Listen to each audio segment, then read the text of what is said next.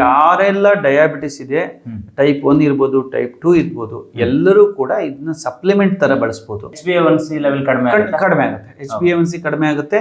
ಜೊತೆಗೆ ಬೇರೆ ಏನು ಮೆಡಿಸಿನ್ ತಗೊಂಡಿದ್ರು ಬರೀ ಇದು ಒಂದರಲ್ಲೇ ಅವರು ಮೇಂಟೈನ್ ಮಾಡ್ಕೊಬಹುದು, ಶುಗರ್ ಲೆವೆಲ್ ಮೇಂಟೈನ್ ಮಾಡ್ಕೋ. ಡಯಾಬಿಟಿಸ್ ಅನ್ನ ಕಡಿಮೆ ಮಾಡ್ಕೊಳ್ಳೋಕೆ, ರಿವರ್ಸ್ ಮಾಡ್ಕೊಳ್ಳೋಕೆ ಅವಕಾಶ ಸಿಗುತ್ತಾ ಅಂತ ಕೇಳೋರಿದ್ರೆ ನೋಡಿ, ಇಲ್ಲಿದೆ ಪ್ರಕೃತಿಯೇ ಕೊಟ್ಟಿರುವಂತಹ ಉತ್ತರ.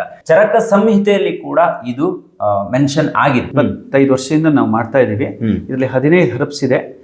ಸೊ ಇದು ಏಕನಾಯಕ ಅಂದ್ರೆ ಸಪ್ತರಂಗಿ ಅಂತಾರೆ, ನೇರಳೆ ಬೀಜ, ಅರಿಶಿಣ, ಭದ್ರಮುಷ್ಟಿ, ಹೊನ್ನೆ, ಮಧುನಾಶಿನಿ, ಆಮೇಲೆ ಬೇವಿನ ತೊಗಟೆ ಇದೆ, ತ್ರಿಫಲ ಇದೆ, ಬಿಲ್ವ ಇದೆ, ಮರದರ್ಶನ ಇದೆ, ದೇವದಾರು ಇದೆ, ಆಮೇಲೆ ಕಿರಾತ ಕಡ್ಡಿ ಇದೆ, ನೆಗ್ಗಿನ ಮುಳ್ಳಿದೆ. ಎಲ್ಲವನ್ನು ಸ್ವಚ್ಛ ಮಾಡಿ ತೊಳೆದು ಒಣಗಿಸಿ ಆಮೇಲೆ ಚೂರ್ಣ ಮಾಡಿ ಮಿಶ್ರಣ ಮಾಡಿದ ಪೌಡರ್ ಇದು. ಇದೇನಿದು ಮಧುಬಂಧನ್? ಇದು ಮಧುಬಂಧನ್. ಇದು ಆಕ್ಚುಲಿ ಡಯಾಬಿಟಿಸ್ನವರಿಗೆ ಒಂದು ಡಯಟ್ ಫುಡ್ ಇದು. ಇದರಲ್ಲಿ ಜೋಳ, ರಾಗಿ, ಹೆಸರು ಮತ್ತು ಬಾರ್ಲಿ ಇರುತ್ತೆ.